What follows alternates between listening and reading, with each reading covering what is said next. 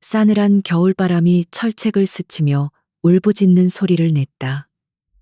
육군 제27 보병사단 정문 앞 한지수 중장과 그녀의 여동생 한지영은 차가운 아스팔트 위에 서 있었다.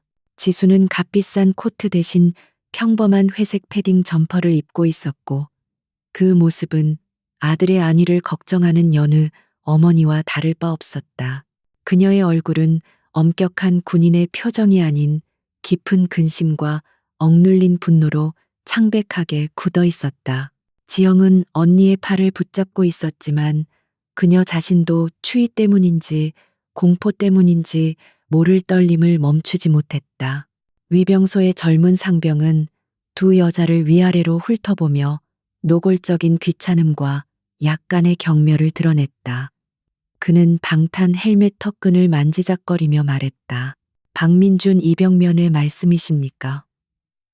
지금은 면회 시간 아닙니다. 그리고 박 이병은 현재 조사를 받고 있어서 면회 자체가 불가능합니다. 그의 목소리는 규정을 읊는 듯 했지만 그 속에는 두 민간인 여성을 얕보는 오만함이 배어 있었다. 그는 두 여자의 초라한 행색이 자신에게 어떤 영향도 미칠 수 없다고 확신하는 듯 했다. 한지영이 참지 못하고 앞으로 나섰다. 그녀의 목소리는 분노와 절박함으로 떨렸다. 그게 무슨 말이에요? 우리 애가 다쳤다고 연락받고 왔어요. 아침에 전화한 장교는 와도 된다고 했단 말입니다. 그런데 왜 면회가 안 됩니까? 우리 민준이 얼굴이라도 봐야겠어요. 지영의 외침은 공허하게 울렸지만 위병의 표정은 조금도 변하지 않았다. 오히려 그는 이런 감정적인 반응을 수없이 겪어봤다는 듯 지루한 표정을 지었다. 상병은 지영을 밀치듯 손짓하며 말했다. 어머니 진정하십시오. 규정은 규정입니다. 그리고 솔직히 말씀드려서 박 이병은 곧 군에서 쫓겨날 몸입니다. 부대 내 폭행 및 불복종 혐의로 징계위원회에 회부되었습니다. 그러니 곧 집에서 보시게 될 겁니다. 오늘은 이만 돌아가시죠. 쫓겨날 몸이라는 단어는 비수처럼 나라와 지영의 가슴에 꽂혔다. 그녀는 충격으로 휘청거렸고 언니인 지수가 그녀를 부축해야만 했. 누가 쫓겨난다는 말인가. 마침내 한지수가 입을 열었다. 그녀의 목소리는 낮고 차분했지만 그 안에는 겨울 바람보다 더 싸늘하고 날카로운 무언가가 담겨 있었다. 상병은 이 예상치 못한 차분함에 잠시 당황했지만 곧 특유의 오만한 태도를 되찾았다. 당신 아들이라고요. 박민준 이병. 알아들으셨으면 그만 가시라고요. 우리도 바쁩니다. 그는 마치 성가신 파리를 쫓아내려는 듯 손을 휘저었다. 지영은 분노로 얼굴이 붉어졌다. 당신 지금 말 다 했어. 우리가 누군 줄 알고 함부로 말해. 우리 애가 어떤 애인데 폭행이라니 분명히 맞은 거야. 당신들이 우리 애를 이렇게 만든 거라고. 그녀는 위병소 철창을 붙잡 흔들며 소리쳤다. 하지만 상병과 그의 동료 하사는 그저 어깨를 으쓱할 뿐이었다. 그들에게 이 두 여자는 그저 군대의 엄격한 규율을 이해하지 못하는 골치 아픈 민간인 가족일 뿐이었다. 상병은 옆에 있던 하사에게 눈짓하며 비웃음을 날렸다. 거보라고. 군대 안 보내본 티내잖아. 자기 아들이 문제아인 건 모르고 무조건 부대 탓만 하지. 이런 사람들 상대하는 것도 보통 일이 아니라니까. 하사 역시 낄낄거리며 동조했다. 그러게 말입니다. 저렇게 소리 지르면 뭐라도 되는 줄 아나 봅니다. 어차피 징계 서류 다 올라갔고 사단장님 결재만 남았습니다. 곧 불명예 전역입니다. 불명예 전역이라고. 지수의 입에서 그 단어가 흘러나왔다. 그녀의 눈이 가늘어졌다. 아들이 입대하던 날 경례를 붙이며 환하게 웃던 모습이 떠올랐다. 단 한 번도 속을 썩인 적 없던 오히려 자신을 자랑스러워하던 아들이었다. 그런 아들이 폭행 가해자라니. 그리고 불명예 전역이라니. 그녀는 아들이 심각한 위험에 처했음을, 그리고 이 모든 것이 거대한 음모의 일부임을 직감했다. 이곳은 단순한 위병소가 아니라 진실을 가로막는 첫 번째 벽이었다. 지영이 다시 절규했다. 언니, 저것들 말하는 것 좀 봐. 우리 민준이가 불명예 전역이라니. 말도 안 돼. 당장 문 열지 못해. 그녀는 거의 이성을 잃고 울부짖었다. 상병은 이제 정말로 인내심이 바닥난 듯 인터폰을 집어들었다. 근무 중 소란 행위로 신고하기 전에 마지막으로 경고합니다. 1분 내로 부대 정문 앞에서 떠나지 않으면 헌병대를 부르겠습니다. 이건 협박이 아니라 통보입니다. 그의 손가락이 헌병대 호출 버튼으로 향하는 순간 한지수가 조용히 그를 막아 세웠다. 그녀는 여전히 패딩 점퍼 주머니에 손을 넣은 채였다. 잠깐. 그녀의 목소리는 여전히 낮았지만 이번에는 그 안에 거부할 수 없는 권위가 실려 있었다. 상병은 자신도 모르게 손가락을 멈췄다. 그녀의 눈빛 때문이었다. 평범한 중년 여성의 근심 어린 눈이 아니었다. 그것은 수천 명의 생사를 결정하는 지휘관의 눈 전장을 꿰뚫어 보는 장군의 눈빛이었다.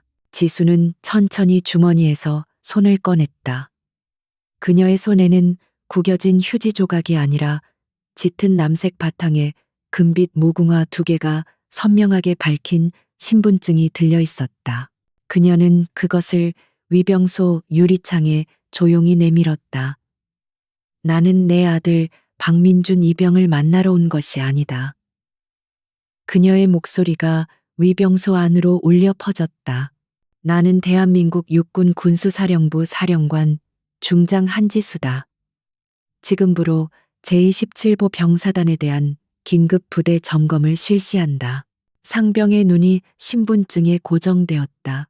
그의 뇌가 중장이라는 단어와 한지수라는 이름, 그리고 눈앞의 평범한 아주머니를 연결시키는데 몇 초의 시간이 걸렸다. 그는 자신의 눈을 의심하며 신분증과 지수의 얼굴을 번갈아 쳐다봤다. 설마 하는 표정이 경악으로, 그리고 곧이어 공포로 바뀌었다. 그의 입이 뻐끔거렸지만 아무 소리도 나오지 않았다. 무릎이 사시나무 떨듯 떨리기 시작했. 뭐라고요? 상병은 거의 기어들어가는 목소리로 되물었다. 그의 동료 하사 역시 유리창으로 다가와 신분증을 확인하고는 그 자리에 얼어붙었다. 짙은 남색 바탕, 선명한 금색 무궁화 2개, 그리고 육군 중장 한지수라는 글자. 그것은 위조일 리가 없었다. 군 생활 내내 구경조차 하기 힘든 하늘과도 같은 존재가 지금 눈앞에 서 있었다. 그것도 아들의 폭행 사건으로 조사를 받으러 온 민간인의 모습으로. 상병의 얼굴에서 핏기가 완전히 가셨다. 그는 비틀거리며 뒷걸음질 쳤고 의자에 엉덩방아를 찧었다. 충성죄, 죄송합니다. 저희가 몰라 뵀습니다. 그는 거의 울먹이며 외쳤다. 하사는 황급히 차단기를 올리는 버튼을 눌렀고 위병소의 다른 병사들은 허둥지둥 뛰쳐나와 부동자세로 경례를 붙였다. 방금 전까지의 오만함은 온데간데였고 오직 극도의 공포만이 그들을 지배했다. 한지수는 그들의 경례를 받지도 않은 채 차가운 눈으로 위병소 내부를 훑어봤다. 그녀의 시선이 방금 전 상병이 들었던 인터폰에 머물렀다. 지금 즉시 귀관의 직속상관부터 사단장까지 모두 정문으로 집결하라고 전하라. 5분 주겠다. 그녀의 명령은 단호했다.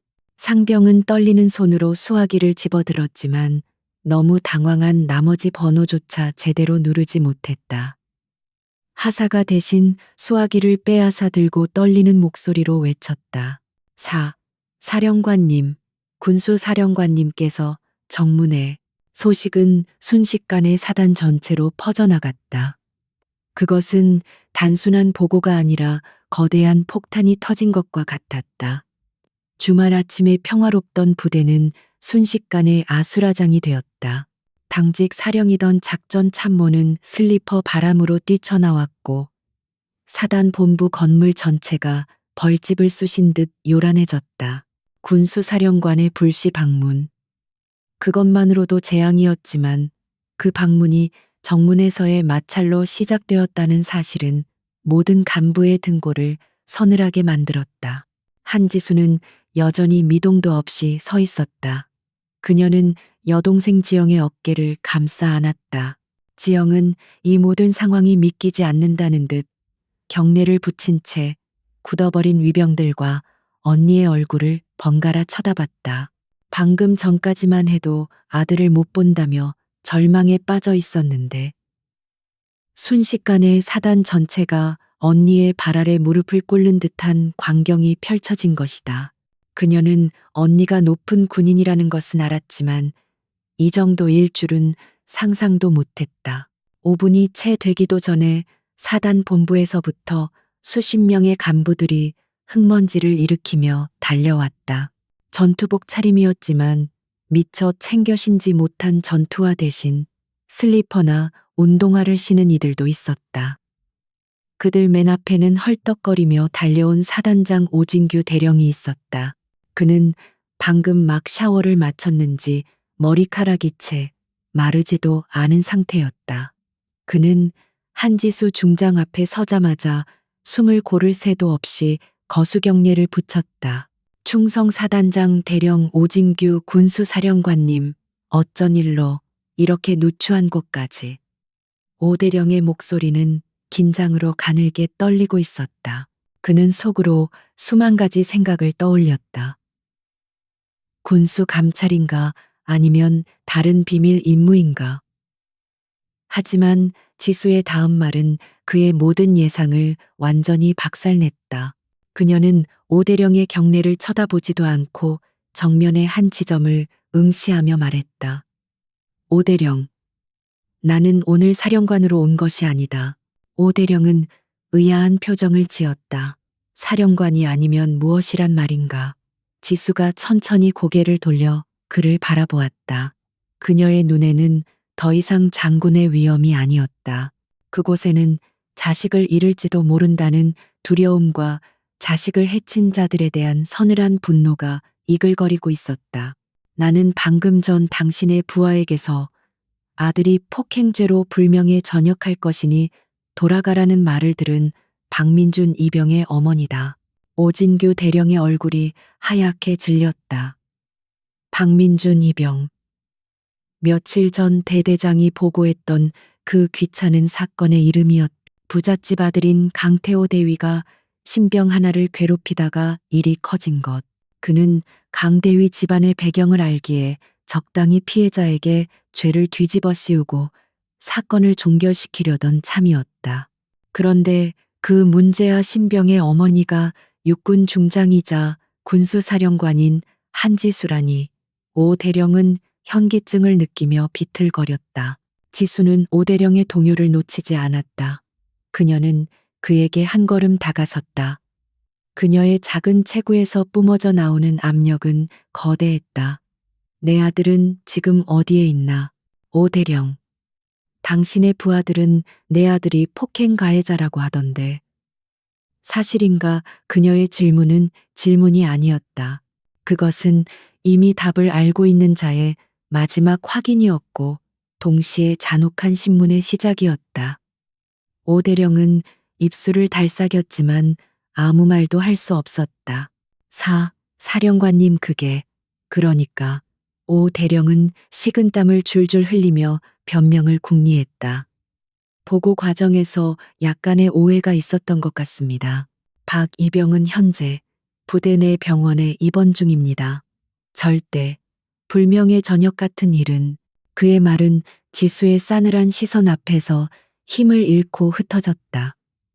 그는 자신이 끔찍한 실수를 저질렀음을, 그리고 이제 돌이킬 수 없는 강을 건넜음을 깨달았다. 한지수는 더 이상 그와 대화할 가치도 없다는 듯 그를 지나쳐 정문 안으로 걸어 들어갔다. 그녀의 발걸음은 단호했다. 병원으로 안내해. 그 말 한마디에 수십 명의 간부들이 홍해처럼 갈라지며 길을 텄다. 지영도 얼른 언니의 뒤를 따랐다. 오진규 대령은 사색이 된 얼굴로 황급히 그녀의 뒤를 쫓으며 외쳤다. 이쪽입니다. 사령관님, 제가 직접 안내하겠습니다. 방금 전까지 민간인을 쫓아내려던 철무는 이제 대한민국 육군에서 가장 무서운 어머니를 맞이하고 있었다. 한지수 중장의 신분이 밝혀진 순간 27사단 전체는 거대한 지진이라도 맞은 듯 흔들렸다. 군수사령관의 아들, 그리고 폭행 가해자로 징계 중, 이 두 개의 상반된 정보는 사단 지휘통제실을 마비시켰다. 당직 사령은 이 사태를 상급 부대에 보고해야 할지, 아니면 사단장에게 모든 것을 맡겨야 할지 몰라 안절부절 못했다. 모든 장교와 부사관들은 하던 일을 멈추고 자신들의 운명이 정문에서 걸어 들어오는 저 작은 여성의 손에 달렸음을 직감했다.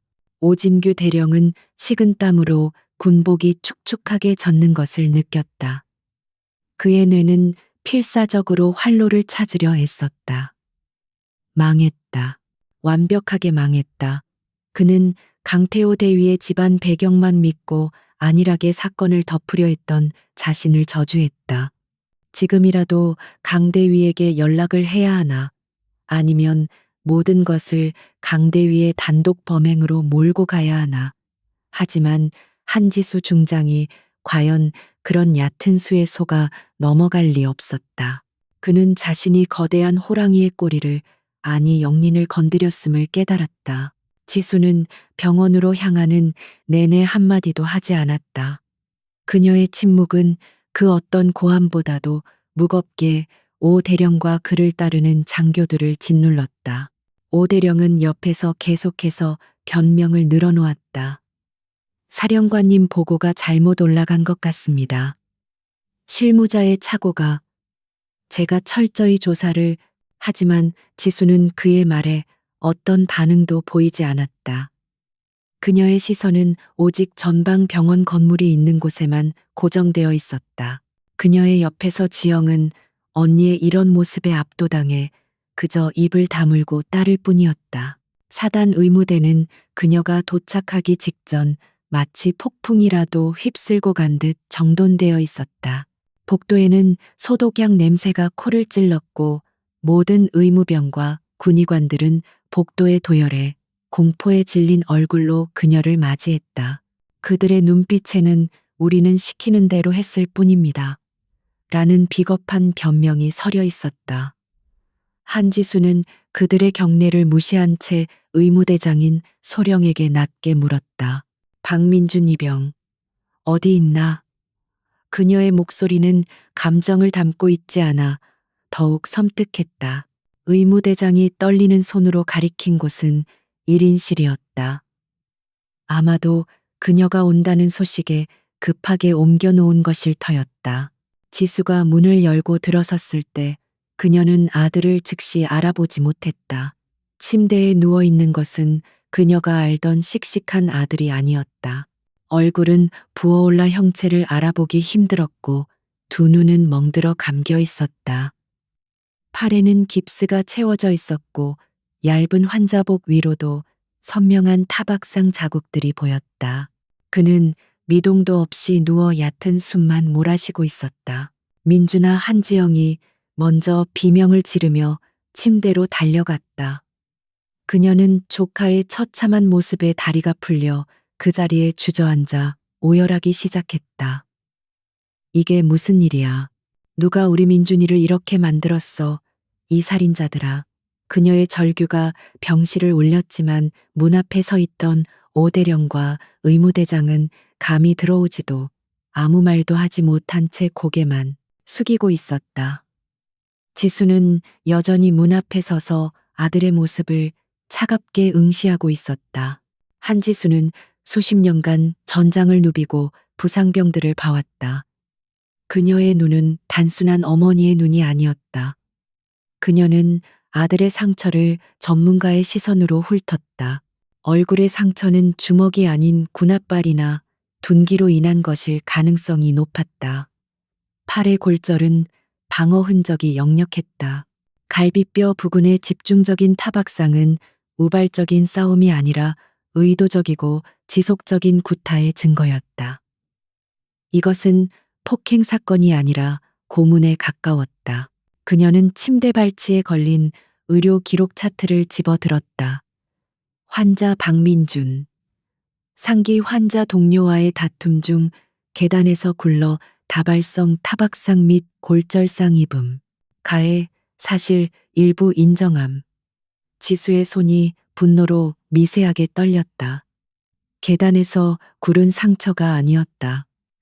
명백한 허위 보고였다. 의무대장은 감히 그녀와 눈을 마주치지 못하고 바닥만 내려다보고 있었다.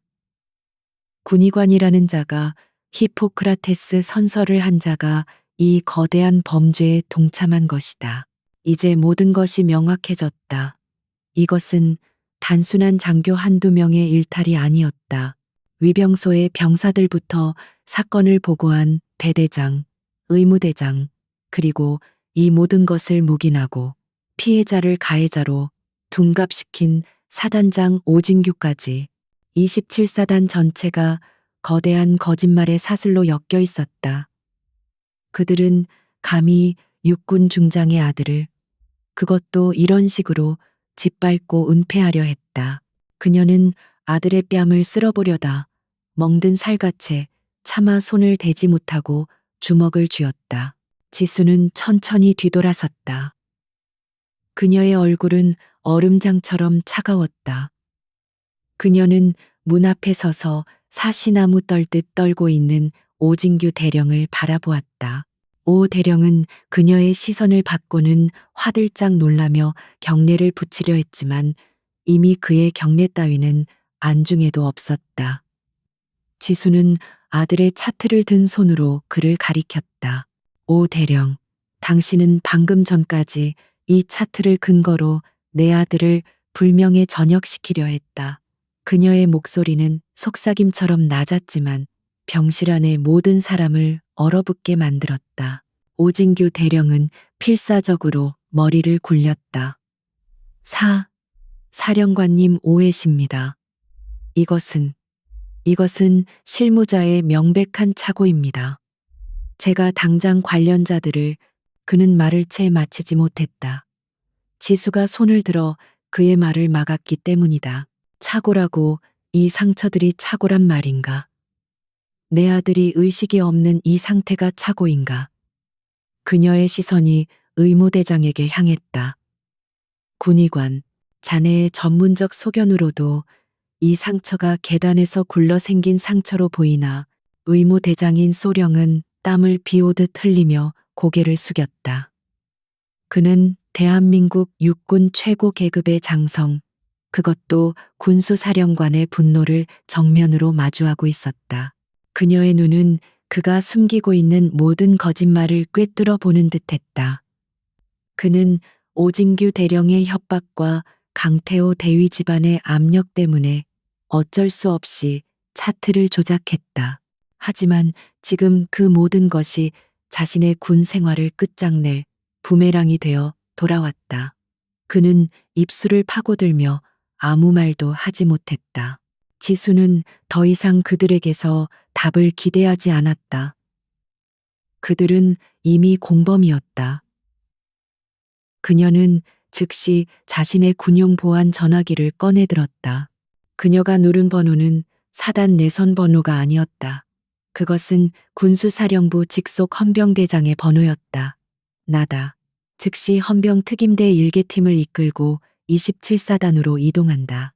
보안 유지하고 사단 그 누구와도 접촉하지 마라. 도착 즉시 내게 보고한다. 그녀의 명령은 짧고 단호했다. 오진규 대령의 얼굴은 이제 하얀색을 넘어 잿빛으로 변해갔다. 오진규 대령은 경악했다. 사단장의 지휘권이 엄연히 살아있는 부대에 상급 부대 헌병대를, 그것도 사령관 직속 특임대를 호출하다니. 이것은 정상적인 절차가 아니었다. 이것은 명백한 월권이었지만 동시에 그 누구도 감히 이의를 제기할 수 없는 중장의 명령이었다. 한지수는 이 순간부터 오진규를 사단장으로 인정하지 않겠다는 뜻을 명확히 한 것이다. 27사단은 사실상 이 순간부로 군수사령관의 직접 통제하에 들어간 것이나 다름없었다. 한지영은 울음을 그치고 언니를 바라보았다. 그녀는 지금 자신이 거대한 역사의 폭풍 한가운데 서 있음을 깨달았다.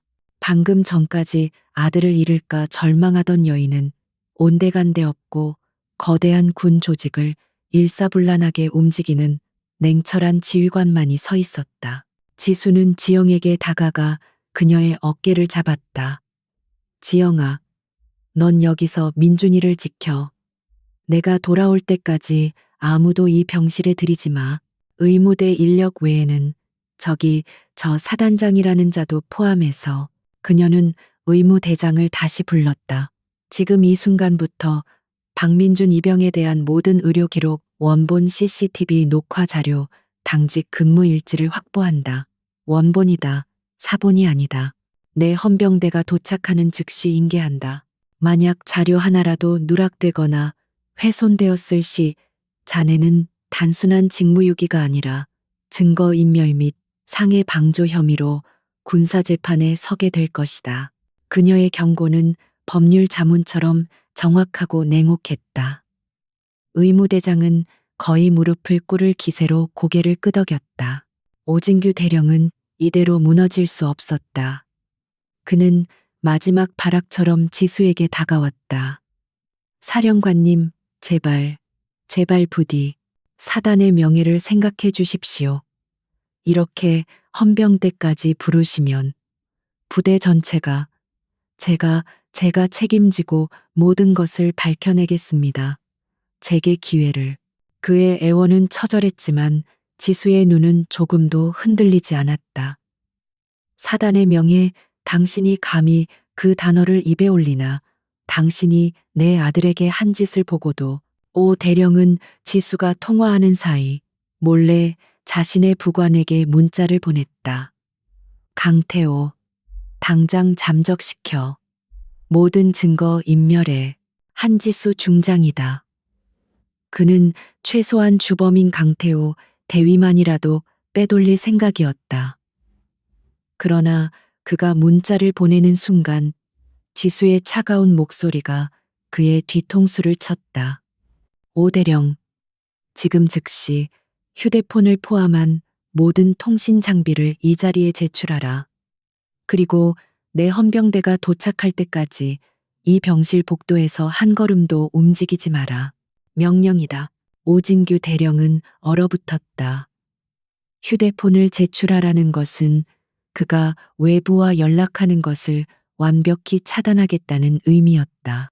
그리고 사단장을 병실 복도에 감금하듯 세워두겠다니. 이것은 엄청난 모욕이었다. 하지만 그는 저항할 수 없었다. 두 개의 별이 한 개의 별을 압도하는 것이 아니었다. 이것은 진실과 거짓의 싸움이었고 그는 이미 패배했다. 그는 떨리는 손으로 휴대폰을 꺼내 바닥에 내려놓았다. 그의 마지막 발악은 그렇게 허무하게 끝났다. 한지수는 마지막으로 아들의 침대 곁으로 다가갔다. 그녀는 여전히 의식을 찾지 못하는 아들의 손을 조용히 잡았다. 그녀의 손은 따뜻했지만 그녀의 눈빛은 북극의 빙하보다 차가웠다. 민준아, 엄마 왔다. 조금만 버텨. 엄마가. 이 지옥을 만든 놈들 전부 다 내 발 아래 꿇어앉힐게. 약속한다. 그녀의 목소리는 오직 아들에게만 들릴 정도로 작았지만 그 안에 담긴 결의는 천둥과도 같았다. 그녀는 이제 어머니가 아니었다. 복수를 맹세한 지휘관이었다. 그녀는 병실을 나섰다. 복도에는 오진규 대령이 망부석처럼 서 있었고 그를 따르던 장교들은 어찌할 바를 모르고 멀찍이 떨어져 있었다. 27사단 사령부는 이제 폭풍의 눈이 되었다.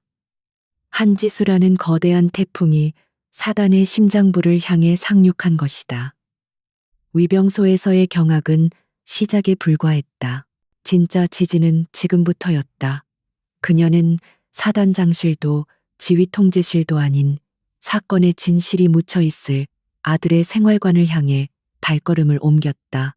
오 대령이 사실상 감금되었다는 소식은 빛의 속도로 퍼져나갔다. 사단 전체가 공포에 휩싸였다. 특히 박민준 이병이 속한 대대의 장병들은 사색이 되었다. 그들은 강태호 대위의 명령에 따라 혹은 보복이 두려워 거짓 진술을 하거나 방관했다. 하지만 이제 상황이 역전되었다. 그들의 사단장이 중장의 아들을 은폐하려다 발각되었고 이제 그 칼날은 자신들을 향할 것이었다. 부대는 외부의 적이 아닌 내부의 진실이라는 더 무서운 적과 마주하게 되었다. 박민준 이병이 속한 생활관으로 향하는 길은 무거운 침묵만이 감돌았다. 한지수 중장은 분노를 애써 억누르며 발걸음을 옮겼다. 그녀의 뒤를 따르는 장교들은 그 누구도 감히 그녀에게 말을 걸거나 앞서려 하지 않았다. 오진규 대령은 이제 그녀의 감시 대상일 뿐 사단장으로서의 권위는 사라진 지 오래였다. 그는 그저 넋이 나간 사람처럼 자신이 저지른 일의 무게에 짓눌려 끌려가듯 뒤를 따랐다. 막사는 음산하고 축축한 공기가 감돌았고 병사들의 공포가 벽에 스며든 듯했다. 생활관에 도착하자 중대장과 행보관이 사색이 된 얼굴로 그녀를 맞이했다. 그들은 이미 모든 소식을 전해 들은 듯 지수의 계급장만 보고도 거의 실신할 지경이었다. 충충성 중대장 대위 이진석입니다. 중대장은 말을 더듬으며 경례를 붙였다. 지수는 그의 경례를 받지 않았다. 그녀의 시선은 중대장실 책상 위에 놓인 서류들에 고정되었다. 박민준 입영 관련 기록 전부 가져와. 사건 보고서, 면담, 일지, 근무표, 의무대, 이송 기록까지 원본으로. 이진석 대위는 허둥지둥 서류철을 챙겨 그녀에게 건넸다. 지수는 서류를 받아들고 빠르게 훑어보기 시작했다. 그녀의 눈이 매처럼 날카롭게 종이 위를 스쳤다. 모든 보고서는 마치 한 사람이 쓴 것처럼 일관된 내용을 담고 있었다. 박민준 이병의 잦은 불만 표출, 선임병에 대한 도전적 태도, 사소한 시비가 격화되어 발생한 우발적 사고, 모든 것이 민준의 탓으로 돌려져 있었다. 심지어 피해자로 둔갑한 선임병의 경미한 찰과상 진단서까지 첨부되어 있었다. 이것이 공식 보고서인가? 지수가 서류철을 책상 위에 내던지듯 내려놓으며 물었다. 그 소리에 중대장과 오 대령은 어깨를 움찔했다. 네, 그렇습니다. 사령관님, 저희가 조사한 바에 따르면 중대장이 떨리는 목소리로 대답하려 했지만 지수의 차가운 시선에 말문이 막혔다. 조사, 이것을 조사라고 부르나 이것은 소설이지. 삼류 소설. 그녀의 목소리는 조용했지만 그 안에 담긴 경멸은 날카로운 칼날 같았다. 지수는 오진규 대령을 돌아보았다. 오 대령, 당신은 이따위 허위 보고서를 승인하고 이걸 근거로 내 아들에게 책임을 물으려 했다. 당신의 지휘 책임은 나중에 묻겠다. 지금 당장 이 사건과 관련된 모든 병사들을 연병장으로 집합시켜 단 한 명도 빠짐없이 그녀의 명령에 오 대령은 감히 이의를 제기하지 못하고 옆에 있던 작전 참모에게 다급하게 손짓했다. 부대 전체에 비상소집 명령이 떨어졌다. 잠시 후 생활관 앞 연병장에는 중대 병력 전체가 도열했다. 병사들의 얼굴에는 공포와 불안감이 역력했다. 그들은 자신들 앞에 서 있는 평범한 옷차림의 여성이 누구인지, 왜 사단장과 중대장이 그녀 앞에서 쩔쩔매는지 알지 못했다. 하지만 그녀에게서 뿜어져 나오는 압도적인 기운은 그들을 숨죽이게 만들기에 충분했다. 지수는 천천히 병사들 앞을 꺼닐며 그들의 얼굴을 하나하나 뜯어보았다. 마치 죄수들을 사열하는 교도소장처럼 박민준 이병과 같은 생활관을 쓰는 병사들 앞으로 나와 지수의 말에 열댓 명의 병사들이 쭈뼛거리며 앞으로 나섰다. 그들은 서로의 눈치만 살필 뿐 감히 고개를 들지 못했다. 지수는 그들 중 가장 계급이 높아 보이는 상병 앞에 섰다. 자네가 분대장인가이? 이병하니 상병 김철수입니다. 상병은 극도의 긴장감에 계급조차 제대로 말하지 못했다. 그날 무슨 일이 있었는지 사실대로 말해. 김 상병은 침을 꿀꺽 삼켰다. 그의 눈동자가 불안하게 흔들리며 자신도 모르게 중대장과 저 멀리 서 있는 한 남자를 힐끗 쳐다보았다. 그것이 박이병이 평소 불만이 많았습니다. 그날도 청소 문제로 시비가 붙었고 저희가 말리려 했지만 박이병이 흥분해서 선임병에게 달려들었고 그러다가 계단에서 발을 헛디뎌 그는 미리 준비된 대본을 읽는 것처럼 더듬거리며 말했다. 똑같은 말이군. 지수가 차갑게 내뱉었다. 의무대 기록실에서 본 소설과 토시 하나 다르지 않아. 다음. 그녀는 다음 병사를 지목했다. 자네는 어땠나? 자네가 본 것도 똑같나? 일병 역시 김상병과 거의 똑같은 말, 똑같은 순서로 사건을 설명했다. 그들의 목소리는 떨렸지만 내용은 완벽하게 일치했다. 마치 수십 번이고 연습한 연극 대사 같았다. 지수는 실소를 금치 못했다. 이 얼마나 허술하고 오만한 연극인가. 그녀는 더 이상 병사들에게 묻지 않았다. 그들은 거대한 공포에 짓눌려 있거나 혹은 회유당한 상태였다. 진실을 말할 리 없었다. 그녀의 시선은 연병장 구석 중대본부 건물 그늘에 서 있는 한 장교에게 향했다. 그는 다른 장교들처럼 안절부절 못하지 않았다. 오히려 팔짱을 낀 채 이 모든 상황을 흥미롭다는 듯이 혹은 귀찮다는 듯이 지켜보고 있었다. 그는 바로 이 부대의 부중대장 강태호 대위였다. 강태호 대위. 지수는 그 이름을 기억하고 있었다. 육군 본부에서도 그의 이름은 유명했다. 거대 군수업체 K-디펜스 강 회장의 외아들, 입대와 동시에 초고속 진급을 거듭하고 아무도 가려하지 않는 전방사단에 자원했다는 미담의 주인공. 하지만 실상은 그저 경력을 쌓기 위해 잠시 머무는 정거장이자 그 누구도 건드릴 수 없는 왕국의 왕으로 군림하고 있다는 소문이 파다했다. 바로 저자가 이 모든 일의 배우일 가능성이 높았다. 오진규 대령은 저런 배경을 가진 강대위를 비호하기 위해 감히 중장의 아들을 희생양으로 삼으려 했던 것이다. 지수는 강대위가 자신을 바라보고 있음을 알았다. 그의 눈빛에는 당황스러움이 아닌 당신이 중장이든 뭐든 내 아버지를 이길 수 있을 것 같아 라는 오만함이 서려 있었다. 지수는 그 시선을 정면으로 마주했다. 그녀의 눈빛은 내 아버지가 아니라 대통령이라도 내 아들을 건드린 대가는 치르게 될 것이다라고 말하고 있었다. 오진규 대령은 이 숨막히는 대치 상황을 견디지 못하고 끼어들었다. 사령관님, 병사들의 증언이 일치하지 않습니까?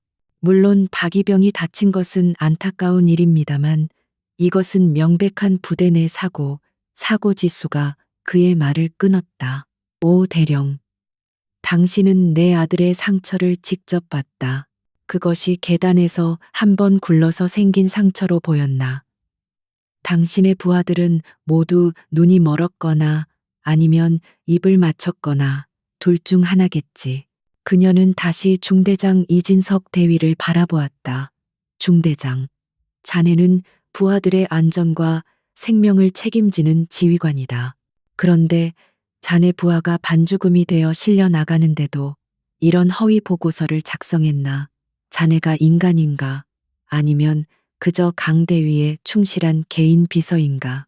이 대위는 지수의 직설적인 비난에 얼굴이 하얗게 질렸다. 그는 강 대위의 눈치를 보며 아무 말도 하지 못했다. 그의 침묵은 그 자체로 유죄 인정이었다. 지수는 이 부대가 뿌리부터 썩었다는 것을 깨달았다. 사단장은 물론 중대장과 분대장, 심지어 일반 병사들까지 모두 강태호라는 거대한 악의 축에 종속되어 있었다.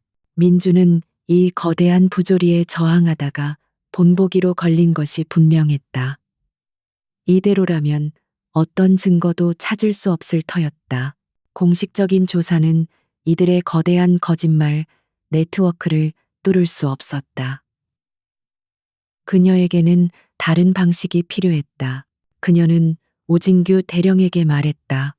오 대령, 나는 지금부터 이 부대 지휘권을 회수한다.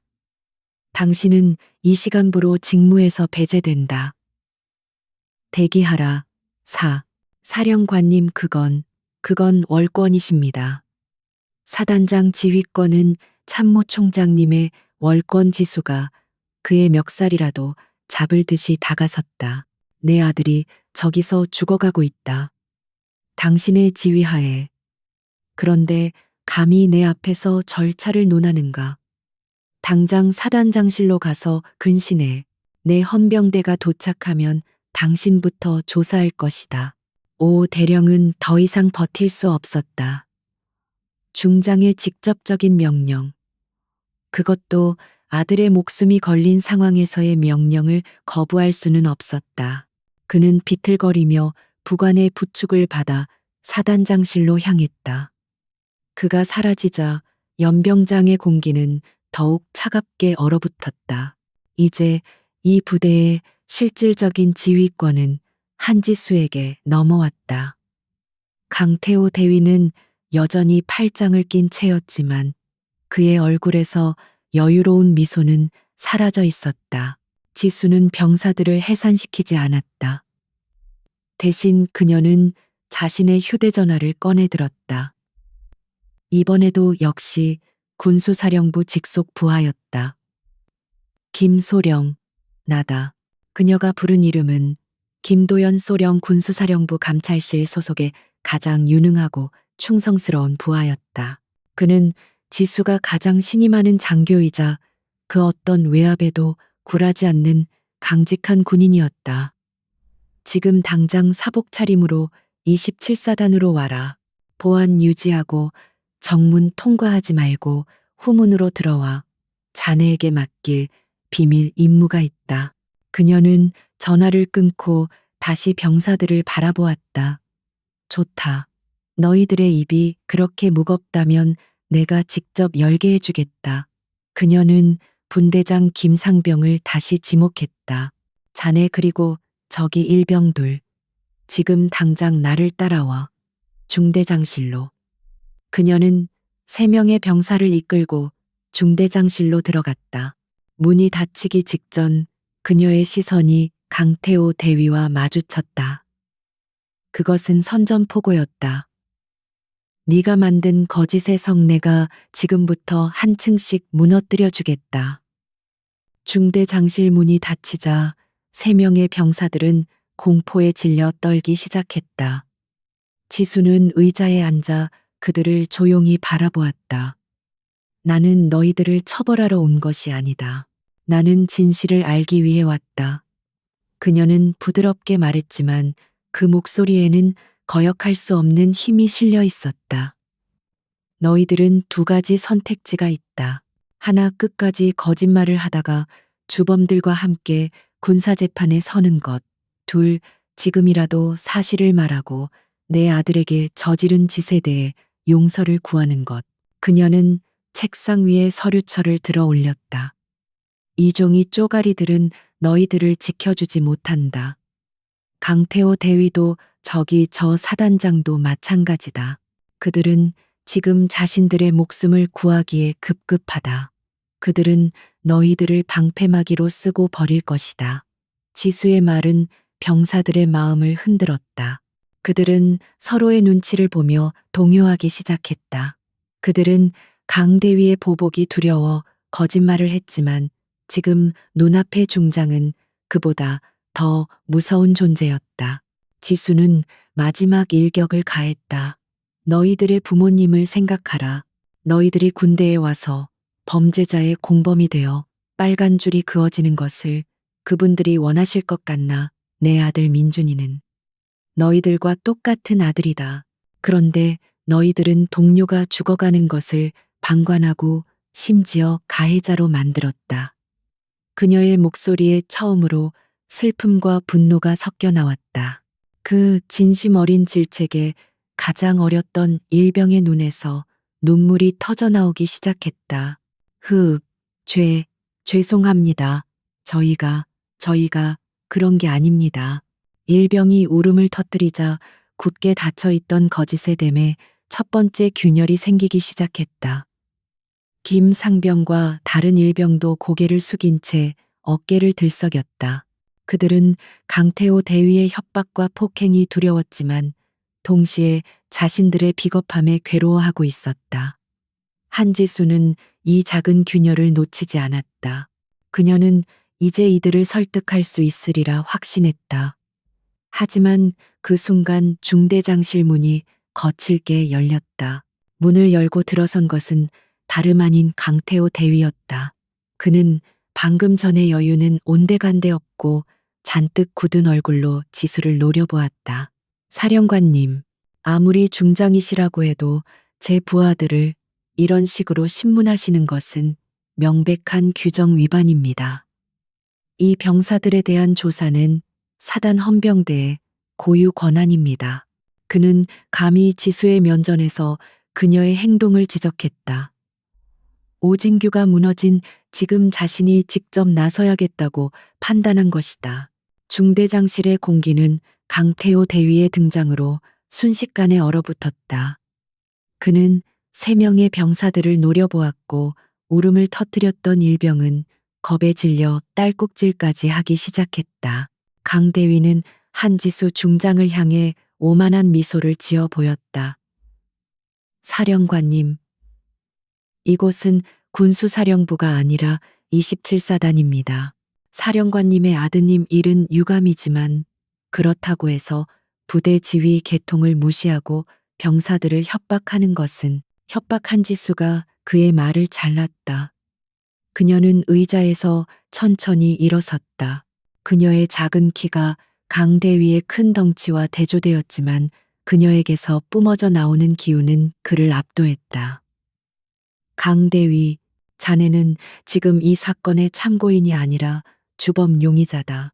용의자가 피해자의 어머니이자 상급 부대 지휘관 앞에서 감히 규정을 입에 올리는 건가? 자네의 그 오만함은 어디서 나오는 거지?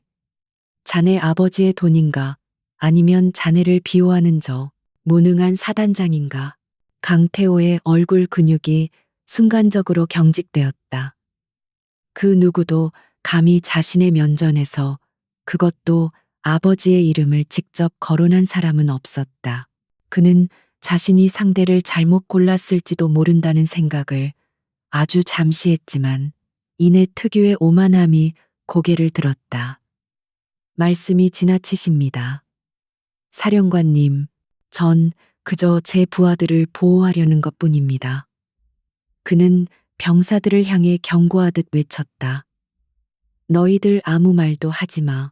헌병대 조사가 정식으로 시작되기 전까지는 묵비권을 행사할 권리가 있어.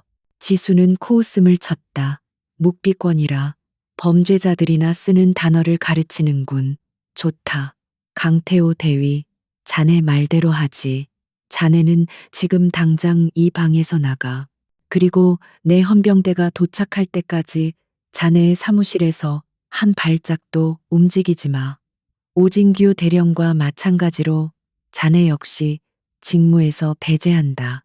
이것도 월권으로 보이나 그녀는 강대위가 반박할 틈도 주지 않고 문을 가리켰다.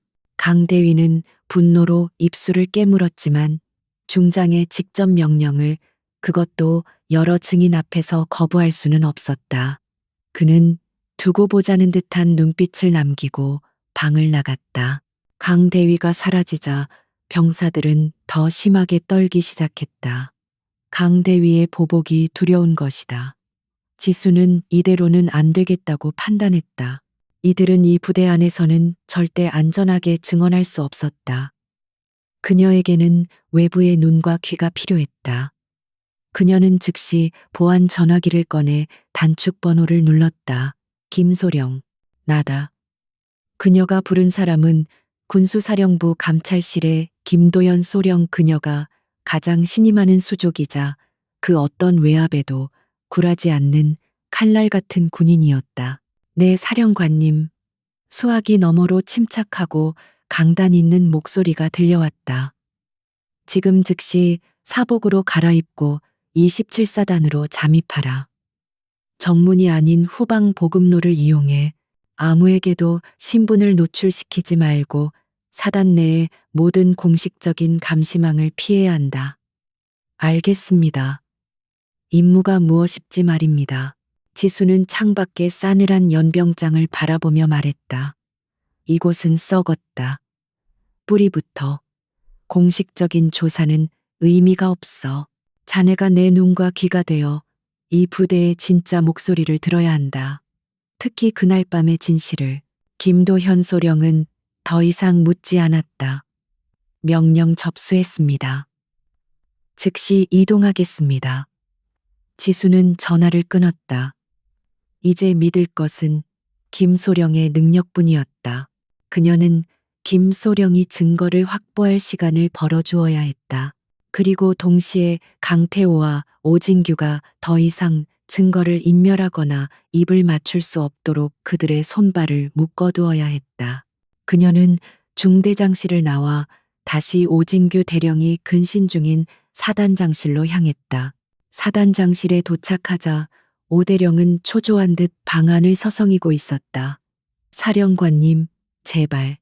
선처를 조용히 해. 지수는 그의 말을 막고 책상에 앉았다. 지금부터 군수사령관의 권한으로 27사단 전체에 대한 군수 물자 및 보급 실태, 그리고 회계 장부에 대한 전면적인 감찰을 실시한다. 오 대령, 당신은 사단장으로서 이 감찰에 성실히 협조해야 할 의무가 있다. 당장 모든 참모를 소집해. 오진규 대령은 눈이 휘둥그레졌다. 아들 사건을 조사하러 온 것 아니었나. 그런데 갑자기 군수 감찰이라니. 이것은 완전히 다른 차원의 문제였다. 군수 감찰은 부대의 모든 비밀스러운 비리를 들춰낼 수 있는 가장 강력한 칼이었다. 오 대령은 강태호 대위 집안의 청탁을 받고 특정 업체에 보급 물자를 몰아주거나 부대 운영비를 유용한 전적이 있었다. 한지수는 지금 아들의 복수와 동시에 이 부패한 사단의 뿌리를 뽑아낼 생각이었다. 오 대령은 이제 완전히 패닉에 빠졌다. 그는 한지수가 자신의 아들 문제로만 압박할 것이라 생각했지만 그녀는 훨씬 더 거대하고 치밀한 그림을 그리고 있었다. 그는 허둥지둥 참모들을 소집했다. 사단 전체에 군수사령관의 특별 감찰이라는 비상이 걸렸다. 모든 장교들은 아들 사건은 잊어버리고 자신들의 부서, 서류를 조작하고 창고를 정리하느라 정신이 없어졌다. 부대는 거대한 혼돈에 빠졌고 그 누구도 강태호 대위나 박민준 이병 사건에 신경 쓸 겨를이 없었다. 바로 그때 김도현 소령이 사복 차림으로 사단 후문 보급로를 통해 유유히 잠입했다. 그는 부대 보급 트럭의 조수석에 자연스럽게 앉아 있었고 위병은 트럭 기사의 농담에 정신이 팔려 그를 제대로 확인하지도 않았다. 김소령은 부대 지리를 빠르게 파악하며 모든 시선이 사단 본부와 창고로 쏠린 틈을 타 박민준 이병이 속한 중대 막사 주변으로 향했다. 그는 군인이 아닌 마치 부대에 파견 나온 민간 기술자처럼 보였다. 김소령은 박이병의 생활관 병사들에게는 접근하지 않았다. 그들은 이미 오염되었거나 감시당하고 있을 터였다. 대신 그는 그날 밤의 근무 기록부를 확인했다. 그의 목표는 사건 현장 주변에 있었지만 직접적으로 연관되지 않은 제3의 목격자였다. 그는 곧 완벽한 표적을 찾아냈다. 탄약고 야간 근무자. 사건이 일어난 막사 뒤편 창고와 탄약고는 거리가 가까웠다. 그리고 그날 탄약고 근무자는 박이병과 다른 중대 소속인 이진호 이병이었다. 김소령은 이진호 이병이 혼자 막사 뒤편에서 청소를 하고 있는 것을 발견했다. 그는 천천히 다가갔다. 이 이병은 낯선 민간인의 등장에 깜짝 놀라 경계태세를 취했다. 누구십니까? 김소령은 자신의 신분증을 아주 잠깐 보여주며 낮게 말했다. 군수사령부 감찰실에서 나왔다. 겁먹지 마. 자네를 해치러 온 게 아니야. 그는 이 이병의 눈이 극도의 공포로 떨리고 있는 것을 보았다. 그는 그날 밤 무언가를 본 것이 틀림없었다. 나는 박민준 이병 사건 때문에 온 게 아니다. 김소령은 거짓말을 했다. 부대 내 부조리를 조사하러 왔다. 혹시 간부들이 병사들을 부당하게 대우하거나 폭행하는 것을 본 적 있나? 이진호 이병은 입술을 깨물며 고개를 저었다. 잘 모르겠습니다. 그의 목소리는 물에 젖은 솜처럼 무거웠다. 김소령은 한숨을 쉬며 목소리를 더 낮췄다. 이병, 지금 사단장실에 누가 와 있는지 아나? 한지수 중장님이다. 박민준 이병의 어머니지. 이진호 이병의 어깨가 크게 움찔했다. 그분이 어머니라고요. 그래. 그리고 그분은 지금 아들을 반쯤 죽여놓은 놈들을 찾고 있어. 사단장도 중대장도 전부 박살나고 있어. 강태호 대위, 그도 곧 끝장날 거야. 그런데 말이야, 진실을 말하지 않은 방관자들도 똑같은 처벌을 받게 될 거야. 자네 그날 밤 탄약고에서 무언가를 봤지. 김소령의 눈이 이 이병의 눈을 정면으로 꿰뚫었다. 이진호 이병은 사색이 되었다. 그는 그날 밤의 끔찍한 광경을 떠올렸다. 강태호 대위와 그의 무리들이 박민준 이병을 창고로 끌고 가는 모습, 창고 안에서 들려오던 둔탁한 소리와 비명, 그리고 감히 내게 덤벼내 어미가 와도 넌 여기서 죽는 거야 라고 외치던 강 대위의 목소리까지. 그는 너무 무서워서 신고할 엄두도 내지 못했다. 하지만 지금 그 피해자의 어머니가 중장이라는 사실, 그리고 이 조용한 남자가 모든 것을 알고 있다는 사실이 그를 압박했다. 저는 아무것도. 이병이 마지막 저항을 하려던 순간 김소령이 그의 어깨를 잡았다. 지금 말하지 않으면 자네는 강태호의 공범이 되는 거야. 한지수 장군님은 자네 같은 병사를 구하러 오신 거야. 하지만 기회는 단 한 번뿐이야. 자네가 본 것을 말해. 내가 자네를 지켜주겠다. 그 말에 이진호 이병의 눈에서 참았던 눈물이 터져 나왔다. 그는 그 자리에 주저앉아 모든 것을 털어놓기 시작했다. 봤습니다. 제가 다 봤습니다. 이 이병은 울먹이며 그날 밤의 진실을 토해냈다. 싸움이 아니었습니다. 일방적인 폭행이었습니다. 아니 고문이었습니다. 강 대위님이 주도했습니다. 그들은 웃고 있었습니다. 박이병이 피를 토할 때까지. 그는 자신이 들었던 모든 것, 보았던 모든 것을 절박하게 쏟아냈다. 김도연 소령은 그의 어깨를 두드리며 주머니 속에 녹음기 버튼을 다시 한번 확인했다. 김소령은 이진호 이병의 진술을 모두 녹음했다. 이것은 이 거짓의 성을 무너뜨릴 첫 번째 망치였다. 그는 이의병을 다독이며 말했다. 잘했다 이의병. 자네는 아주 용감한 일을 한 거야. 이제 아무 걱정 마. 내가 자네의 안전을 보장하지. 지금부터는 내가 시키는 대로만 해. 그는 즉시 한지수 중장에게 보안 문자를 보냈다. 제1 목격자 확보, 창고, 녹음 파일 확보 완료. 한편 사단장실에서 군수 서류를 뒤지던 한지수는 김소령의 문자를 확인했다. 그녀의 입가에 싸늘한 미소가 번졌다. 창고라. 그녀는 서류를 집어던지듯 내려놓고 일어섰다. 오대령. 서류는 지루하군. 현장을 직접 봐야겠어. 박민준 이병이 굴렀다는 그 계단과 사건이 발생했다는 생활관 뒤편 창고로 안내해 직접 내 눈으로 확인해야겠으니. 오진규 대령은 이제 그녀가 진짜 목적을 드러냈음을 깨닫고 사색이 되었다. 첫 번째 균열은 이미 댐을 무너뜨릴 거대한 홍수가 되어 밀려오고 있었다. 한지수 중장이 창고라는 단어를 입에 올린 순간 오진규 대령과 강태호 대위의 얼굴은 종이장처럼 구겨졌다. 병사들의 거짓 진술서에는 계단에서 굴렀다고만 되어 있었을 뿐 창고는 단 한 번도 언급된 적이 없었다. 그곳은 강태호와 그의 무리들이 박민준을 상습적으로 구타하고 고문했던 그들만의 사적인 형장이었다. 한지수가 그곳을 정확히 지목했다는 것은 이미 내부 고발자나 결정적인 증인을 확보했다는 뜻이었다. 창고라니요.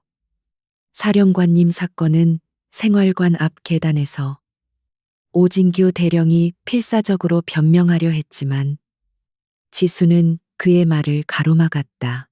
내 아들의 상처는 계단에서 한 번 굴러서 생긴 상처가 아니라고 했을 텐데 둔기로 인한 반복적인 충격 그리고 군합발 자국 그 모든 증거가 가리키는 곳이 바로 저 창고다. 그녀는 손가락으로 막사 뒤편의 낡은 회색 건물을 가리켰다. 그곳은 중대원 모두가 알지만 아무도 감히 입에 담지 못하는 공포의 장소였다. 강태호 대위는 이마에 식은땀이 배어 나오는 것을 느꼈다. 그는 오진규 대령의 무능함을 속으로 저주했다. 저 여자 하나 제대로 막지 못해서 이 지경까지 오다니 이제 그 역시 필사적이어야 했다. 사령관님 그곳은 단순한 보급품 창고일 뿐입니다. 근거 없는 억측으로 부대 시설을 그의 말이 채 끝나기도 전에 지수가 그의 턱 밑까지 다가섰다. 그럼 직접 확인해 보면 되겠군. 자네가 앞장서 문 열어. 그녀의 명령은 거부할 수 없는 무게를 담고 있었다. 강태호는 이를 악물고 창고로 향했다. 그가 자물쇠를 여는 동안 그의 손이 미세하게 떨리는 것을 지수는 놓치지 않았다. 육중한 철문이 끼익 소리를 내며 열리자 역겨운 곰팡이 냄새와 함께 어둡고 축축한 내부가 드러났다. 창고는 겉보기에는 평범했다. 상자와 군용 물품들이 쌓여 있었다. 하지만 지수의 눈은 달랐다. 그녀는 바닥의 특정 지점을 가리켰다. 저곳은 왜 저렇게 유난히 깨끗하지 물 청소라도 한 건가? 그곳은 강태호가 민준의 피를 닦아내기 위해 부하들을 시켜 락스로 문질렀던 자리였다. 아무리 닦아내도 화학약품 냄새와 주변에 먼지 쌓인 바닥과의 이질감은 숨길 수 없었다. 그건 보급품을 옮기다가 음료를 쏟아서 강태호가 더듬거리며 변명했지만 지수는 그의 말을 듣지도 않고 안으로 더 깊이 들어갔다. 그녀는 벽에 기댄 낡은 야전삽을 집어들었다. 이걸로군. 내 아들을 구타한 흉기가. 그녀는 야전삽 손잡이 끝에 희미하게 묻어있는 어두운 얼룩을 정확히 짚어냈다. 강태호와 오진규는 이제 숨조차 제대로 쉴 수 없었다. 한지수는 모든 것을 알고 있었다.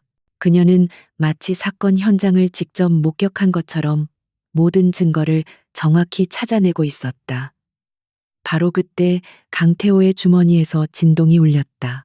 그가 심어둔 부하에게서 온 문자였다. 이진호 이병 사라졌습니다. 낯선 민간인과 함께 있는 것을 목격. 강태호의 눈이 뒤집혔다. 목격자가 사라졌다.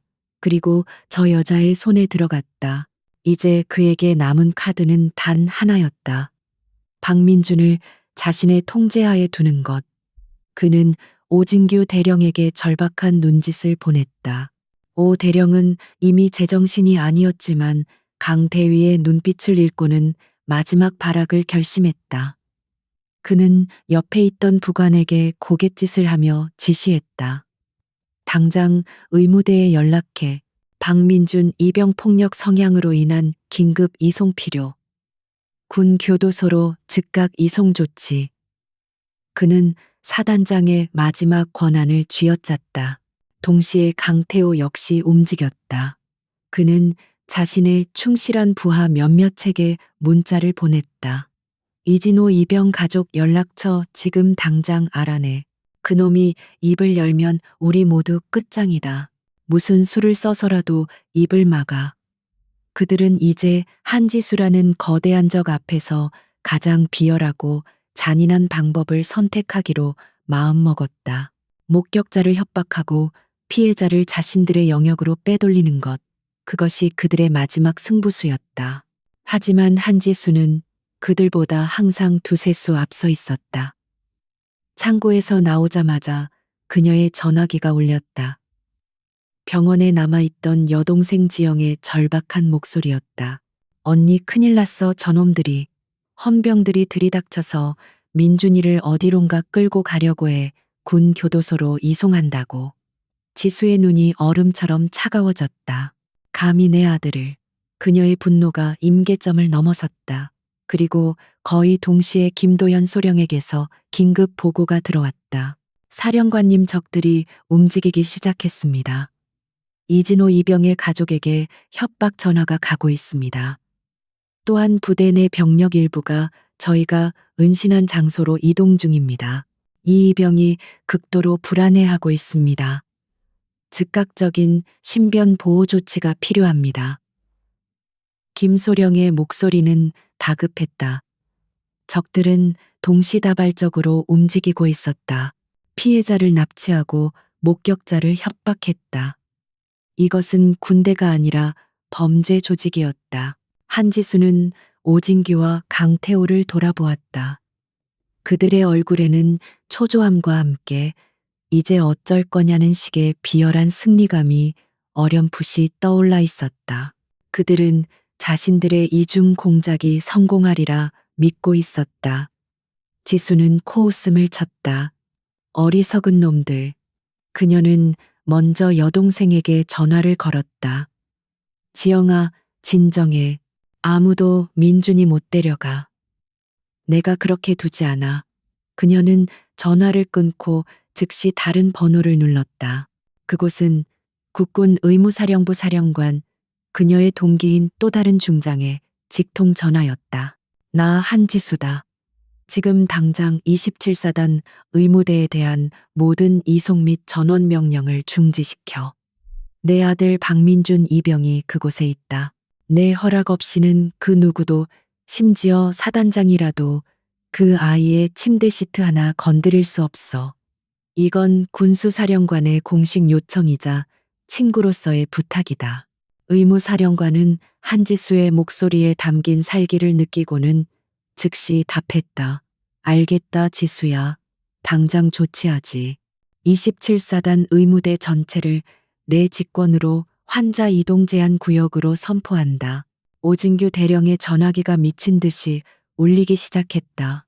의무대장에게서 온 전화였다. 사단장님 방금 의무사령부에서 직통 명령이 하달됐습니다. 박민준 이병에 대한 모든 이송 명령이 중지되었습니다. 상부에 별도 지시가 있을 때까지 절대 이동 불가입니다. 오, 대령의 얼굴에서 핏기가 완전히 사라졌다. 그의 마지막 발악이 더 거대한 힘에 의해 막혀버린 것이다. 이제 두 번째 문제를 해결할 차례였다. 한지수는 김도연 소령에게 문자를 보냈다. 권한 위임 승인, 코드레드 발령, 군수사령부 직속 헌병 특임대, 지금 즉시 27사단 내부로 진입하여 이진호, 이병의 신병을 확보, 사령부 본부로 즉각 호송하라. 저항하는 자는 누구든 현장에서 체포하라. 그녀는 이 명령이 27사단 지휘 체계를 완전히 무시하는 것임을 알았지만 망설이지 않았다. 이것은 전쟁이었다. 강태호 대위는 이진호 이병의 가족에게 협박을 가하던 부하에게서 다급한 전화를 받았다. 대위님, 큰일 났습니다. 갑자기 헌병들이, 아니 헌병 특임대 놈들이 들이닥쳐서 저희를 체포했습니다. 그리고 이진호 이병을 데리고 전화는 거기서 끊겼다. 강 대위는 자신의 모든 카드가 순식간에 사라졌음을 깨달았다. 그는 망연자실한 표정으로 한지수를 바라보았다. 그는 자신이 거대한 거미줄에 걸린 한 마리 파리에 불과했음을 깨달았다. 멀리서 여러 대의 군용 차량이 사이렌을 울리며 이쪽을 향해 달려오는 소리가 들렸다. 그것은 27사단 헌병대가 아니었다. 검은색 특수 장비를 착용한 군수사령부 직속 헌병특임대 SDT였다. 그들은 마치 적진에 침투하듯 신속하고 위압적으로 움직였다. 그들은 지수의 앞에 도착하자마자 일사불란하게 도열했다. 팀장이 지수에게 다가와 격려했다. 충성 헌병 특임대장 대위 박철민 사령관님 명령 대기 중입니다. 한지수는 강태호 대위와 오진규 대령을 번갈아 보았다. 그들의 얼굴은 공포와 절망으로 일그러져 있었다. 지수는 박 대위에게 고갯짓했다. 강태호 대위와 오진규 대령을 직권 남용, 증거, 인멸, 살인, 미수, 방조, 그리고 상관사령관 명령, 불복종 혐의로 현시간부로 긴급 체포한다. 박 대위의 목소리가 연병장에 울려 퍼졌다. 현시간부로 강태호 대위 오진규 대령을 체포한다. 두 사람은 변호사를 선임할 수 있으며 강태호 대위가 마지막으로 발악했다. 이건 불법이야. 이건 명백한 권력 남용이라고 우리 아버지가 가만히 있지 않을 거야. 그가 소리치며 저항하려 하자. 두 명의 특임대원이 그의 팔을 꺾어 바닥에 무릎 꿇렸다. 금속성 수갑이 채워지는 소리가 싸늘하게 울려 퍼졌다. 오진규 대령은 이미 모든 것을 포기한 듯 아무 저항 없이 순순히 수갑을 받았다. 한때 사단을 호령하던 지휘관은 그렇게 무너졌다. 지수는 차갑게 그들을 내려다보았다. 권력 남용이라. 그 단어는 자네 같은 자들이 쓰는 것이 아니지. 그녀는 아들이 누워있는 의무대 방향을 바라보았다. 이제 거대한 암초 2개가 제거되었다. 하지만 이것은 끝이 아니었다. 이들을 조종하고 비호한 더 거대한 세력, 그리고 이 범죄에 동조한 수많은 방관자들에 대한 심판이 남아 있었다. 그녀는 박 대위에게 명령했다. 두 사람을 사령부로 압송해.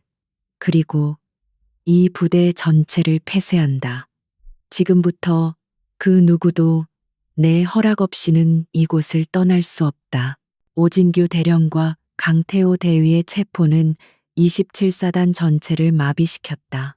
사단장과 사실상의 실세였던 부중대장이 군수사령관의 헌병 특임대에 의해 수갑을 차고 끌려가는 광경은 모든 장병에게 그들이 믿었던 권력 구조가 완전히 무너졌음을 보여주었다.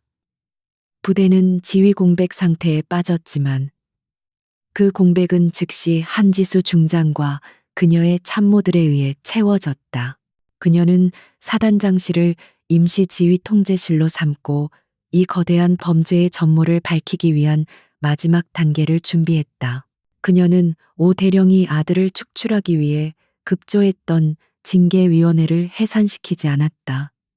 대신 그녀는 그 무대를 자신의 것으로 만들기로 결심했다.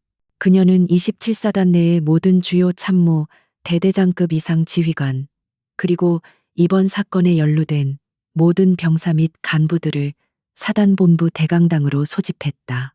강당의 공기는 무겁게 가라앉아 있었고 수백 명의 군인들은 자신들의 운명을 기다리며 침묵에 잠겨 있었다. 강태호와 오진규는 헌병들의 감시하에 가장 앞자리에 앉혀졌다. 강당 문이 열리고 한지수 중장이 들어섰다. 그녀는 더 이상 아들을 걱하는 어머니의 평상복 차림이 아니었다. 그녀는 각 잡힌 정복을 입고 있었고 가슴에는 그녀가 수십 년간 군 생활을 하며 받은 훈장들이 번쩍였다. 어깨의 금빛 무궁화 두 개는 그 어느 때보다도 위압적으로 빛났다. 그녀는 어머니로서가 아니라 이 부패한 조직을 심판하기 위해 온 대한민국 육군의 장군 그 자체의 모습이었다. 그녀가 단상에 서자 강당 안의 모든 사람들이 기립했다. 모두 앉아 그녀의 낮고 힘있는 목소리가 마이크를 통해 울려 퍼졌다. 오늘 이 자리는 본래 박민준 이병을 징계하기 위해 소집된 자리라고 들었다. 오진규 대령과 강태호 대위가 주도해서 말이지. 그녀는 앞자리에 앉은 두 죄수를 싸늘하게 쳐다보았다.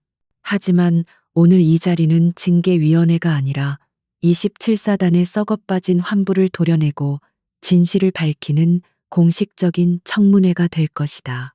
그리고 내가 군수사령관 한지수가 이 청문회를 주재한다. 강태호가 반발하려 입을 열었지만 양옆의 헌병이 그의 어깨를 짓누르자 신음만 흘릴 뿐이었다. 지수는 그를 무시하고 단상 옆에 대기하고 있던 김도연 소령에게 눈짓했다. 김소령, 첫 번째 증거를 제시하라.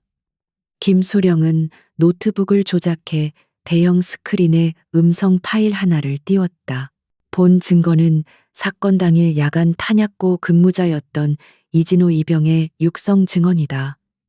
스피커를 통해 공포에 질린 이 이병의 목소리가 강당 전체에 울려 퍼지기 시작했다. 강 대위님이 박이병을 창고로 끌고 갔습니다. 네 어미가 와도 넌 여기서 죽는다고 둔탁한 소리가 비명이. 이진호 이병의 생생한 증언은 강당을 충격에 빠뜨렸다. 특히 계단에서 굴렀다는 거짓 진술에 동조했던 병사들은 얼굴이 하얗게 질려 고개를 숙였다. 자신들의 거짓말이 중장의 손에 의해 산산조각 나는 순간이었다. 강태호는 눈을 감아버렸지만 떨리는 턱 근육이 그의 분노와 공포를 감추지 못했다. 다음 증거, 지수가 명령했다. 김소령은 스크린에 두 개의 의료 기록을 나란히 띄웠다. 왼쪽은 27사단 의무대가 작성한 허위 진단서, 다발성 타박상, 계단에서 굴러 발생한 것으로 추정됨. 오른쪽은 어젯밤 지수가 국군 수도병원 외상센터장에게 직접 의뢰하여 전송받은 원격 소견서였다. 복수의 둔기에 의한 반복적 구타, 골절은 방어흔, 안면부 상처는 군합발에 의한 것으로 강력히 의심됨. 생명에 위협을 줄 수 있는 심각한 내상 동반. 강당은 술렁이기 시작했다. 의무대장은 이미 체포된 오진규의 옆에서 사색이 되어 떨고 있었다. 지수는 그를 지목했다. 의무대장, 자네는 군의관으로서의 명예를 버리고 이 명백한 살인 미수 행위를 사고로 둔갑시켰다. 자네의 거짓말이 내 아들을 두 번 죽일 뻔했다. 그녀는 의무대장뿐만 아니라 이 사건을 알면서도 묵인했던 모든 간부들을 차례로 훑어보았다. 그들은 그녀의 시선을 감당하지 못하고 하나둘 고개를 숙였다. 하지만 왜 그랬을까? 지수가 마치 연극을 하듯 물었다. 왜 사단장과 중대장 의무대장까지 나서서 일개 대위 한 명의 범죄를 은폐하려 했을까? 그만한 대가가 있었기 때문이겠지. 그녀가 다시 김소령에게 신호했다. 마지막 증거를 공개하라. 김소령은 스크린에 복잡한 표를 하나 띄웠다. 그것은 지난 1년간 27사단과 특정 군납업체 간의 거래 내역 그리고 오진규 대령의 개인 금융 거래 내역이었다. 강당은 숨을 죽였다. 스크린에는 K-디펜스라는 이름이 선명하게 떠 있었다. 그리고 그 업체에서 오진규 대령의 차명 계좌로 흘러들어간 수억 원대의 검은 돈의 흐름이 적나라하게 드러났다. K-디펜스, 그것은 바로 강태호 대위의 아버지가 회장으로 있는 대한민국 최대의 군수방위 산업체였다. 모든 조각이 맞춰지는 순간이었다. 오진규는 강태호 아버지의 뇌물을 받고 그 대가로 아들의 온갖 만행을 눈감아주고 비호해왔던 것이다. 오진규 대령. 지수가 마이크에 대고 낮게 읊조렸다. 자네는 군복을 입은 군인이 아니라 돈에 영혼을 팔아먹은 범죄자였다. 자네는 고작 그 돈 때문에 아들 같은 병사가 죽어가는 것을 방관하고 오히려 피해자를 가해자로 만들었다. 오진규 대령은 더 이상 버티지 못하고 오열하기 시작했다. 살려주십시오. 사령관님, 제가 죽을 죄를. 그의 비굴한 울음소리가 강당에 울려 퍼졌지만 그 누구도 그를 동정하지 않았다. 강태호 대위는 이제 모든 것을 포기한 듯 멍한 표정으로 스크린만 바라보고 있었다. 자신의 배경 아버지의 돈, 그 모든 것이 저 강철 같은 여성 장군 앞에서는 아무 소용이 없었다. 그는 자신이 건드린 사람이 단순한 이등병의 어머니가 아니라 군 전체의 부패를 척결할 힘을 가진 심판자였음을 뒤늦게 깨달았다. 그의 왕국은 그렇게 허무하게 무너져 내렸다. 지수는 그에게 마지막 시선을 주었다. 강태호 대위. 자네 아버지는 자네를 괴물로 키웠고 자네는 이 부대를 자네의 사냥터로 만들었다. 하지만 명심해라. 대한민국 군대는 자네 같은 범죄자들의 놀이터가 아니다. 그녀가 말을 마치는 순간 강당의 뒷문이 활짝 열렸다. 그곳에는 헌병 특임대가 아니었다. 육군본부 감찰실장과 중앙수사단장, 그리고 그들이 이끄는 수십 명의 수사관들이 위험 있는 모습으로 서 있었다. 그들은 한지수가 이 청문회를 시작하기 직전 모든 증거 자료와 함께 호출한 육군 최고 사정기관이었다. 감찰실장인 소장이 단상으로 걸어 나와 한지수 중장에게 경례했다. 충성, 사령관님, 노고 많으셨습니다. 이후 모든 수사 및 관련자 처리는 저희 육군 본부에서 직접 관할하겠습니다. 지수는 조용히 고개를 끄덕이며 그에게 마이크를 넘겼다. 이것은 그녀의 개인적인 복수가 아니었다. 썩어 빠진 군의 환부를 도려내고 시스템을 바로잡는 공적인 심판이었다. 그녀는 자신의 역할을 다했다. 중앙수사단장이 마이크를 잡고 선언했다. 지금 이 시간부로 27사단 전 간부에 대한 수사를 개시한다. 오진규 대령 강태호 대위 의무대장을 비롯한 사건 은폐 관련자 전원을 특수직무유기, 증거, 인멸, 교사, 뇌물수수살인, 미수 공범 혐의로 구속 수사한다. 수사관들이 강당에 퍼져나가 이름이 호명되는 간부들에게 차례로 수갑을 채우기 시작했다. 강당은 순식간에 아수라장이 되었다. 또한 수사단장의 목소리가 다시 울려 퍼졌다. 사건 당일 강태호 대위의 명령에 따라 위증을 하거나 폭행에 가담 혹은 방관한 병사들, 지금 즉시 자리에서 일어나 자수하라. 지금 자수하는 병사에 한해서는 최대한의 관용을 베풀 것이나 끝까지 숨기는 자는 주범과 동일하게 처벌할 것이다. 그 말이 떨어지기 무섭게 박민준 이병의 생활관 동료들을 포함한 수십 명의 병사들이 울음을 터뜨리며 앞으로 나오기 시작했다. 잘못했습니다. 살려주십시오.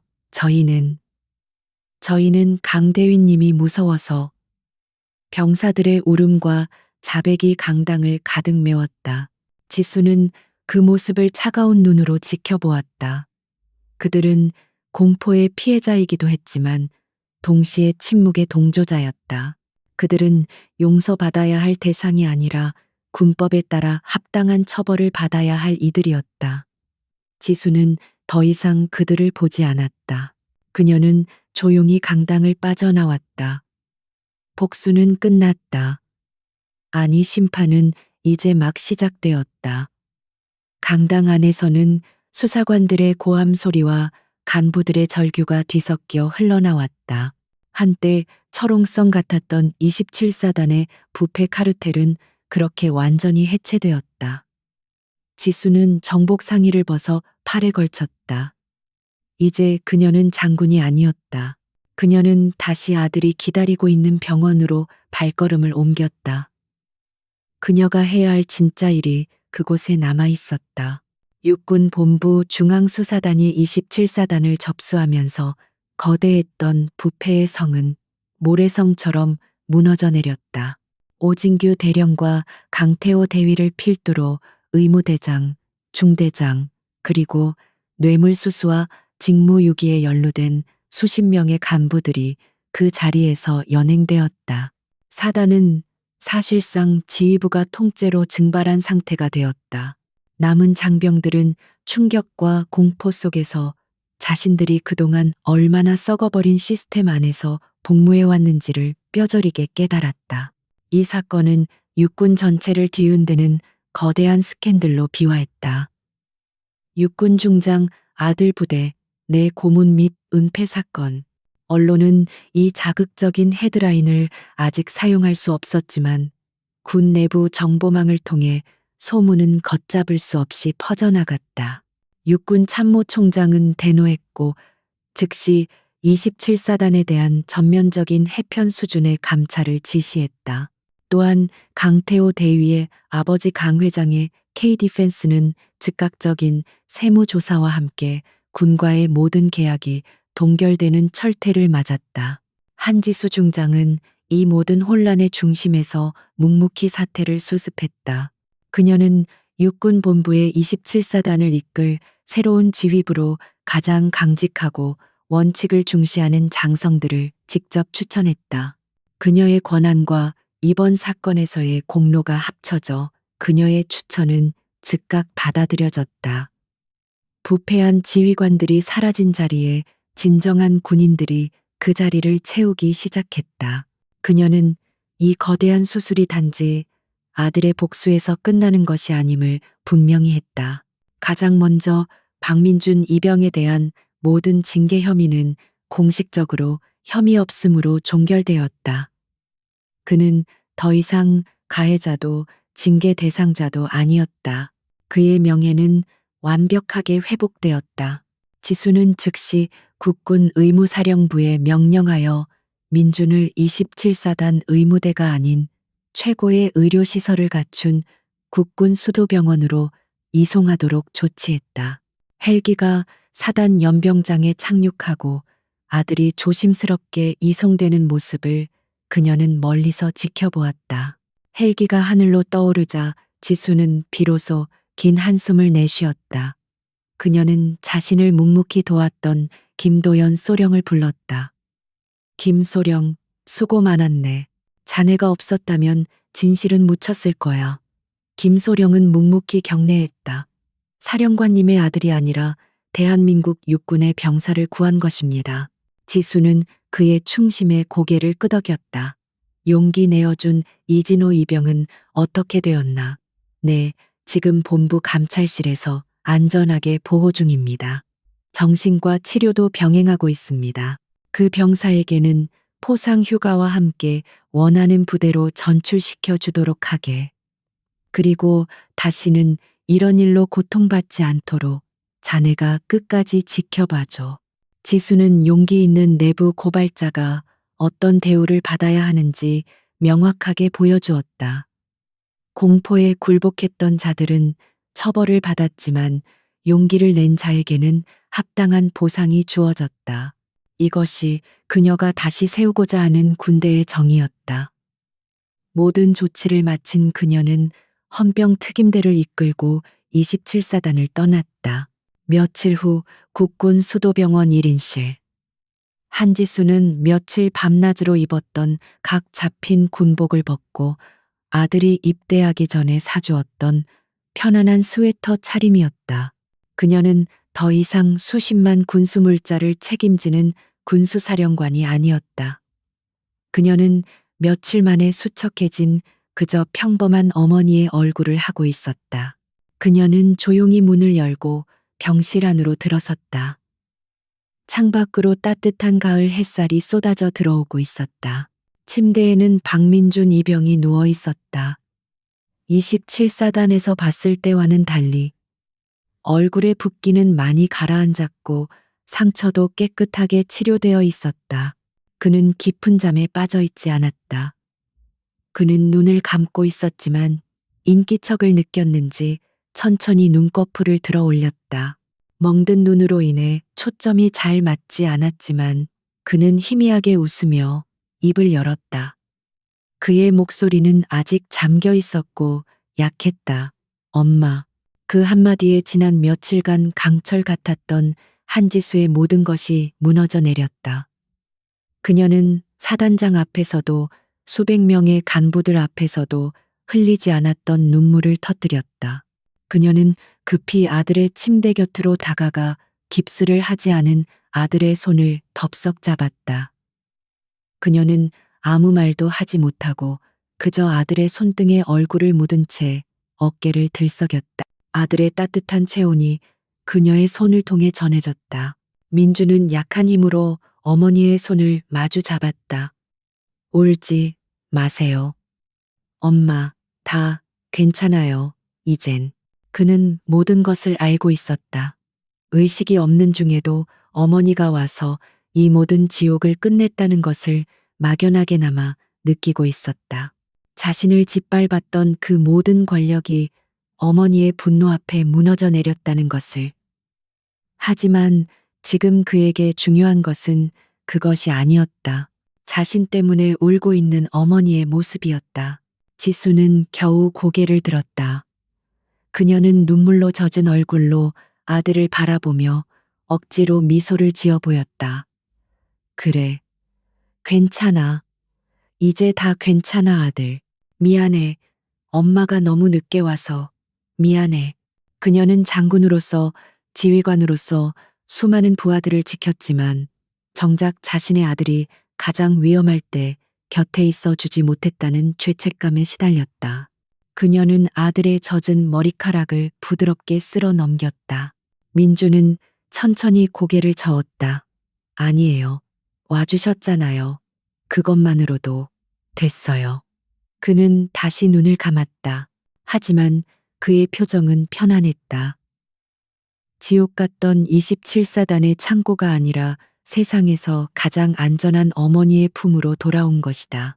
지수는 의자를 끌어당겨 아들의 침대 곁에 바싹 붙어 앉았다. 그녀는 더 이상 명령하지 않았고 심판하지도 않았다. 그녀는 그저 아들의 손을 꼭 잡고 아들이 다시 평화롭게 잠드는 모습을 가만히 지켜볼 뿐이었다. 부패한 권력에 대한 심판은 끝났고 정의는 실현되었다. 27사단에는 새로운 바람이 불기 시작했으며 강태호와 오진규를 비롯한 범죄자들은 군사법정에서 역대 최고 수준의 형량을 선고받았다. 하지만 한지수에게 그 모든 것은 이제 부차적인 일이었다. 그녀의 전쟁은 끝났다. 지금 그녀에게 남은 유일한 임무는 아들이 완전히 회복될 때까지 그저 어머니로서 아들의 곁을 지키는 것뿐이었다. 병실에는 따뜻한 햇살만이 모자의 손 위로 조용히 내려앉고 있었다.